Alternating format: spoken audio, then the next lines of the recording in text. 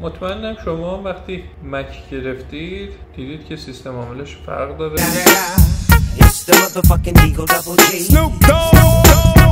بعد دوست داشتین که همون سیستم عامل یا ویندوز خودتون رو روش نصب بکنید و ازش استفاده بکنید، چون خیلی هم مثل من دوست دارن که لپتاپ با کیفیت یا سیستم کامپیوتری با کیفیتی داشته باشن از لحاظ ساخت و همراهش ویندوز هم داشته باشن، چون بعضی اپلیکیشن ها مخصوص ویندوز طراحی شده. برای این کار کافیه که ویدئوی من در مورد مجازی سازی با استفاده از UTM رو نگاه بکنید و شما میتونید 0 تا 100 این کار رو خودتون روی کامپیوتر و مک خودتون انجام.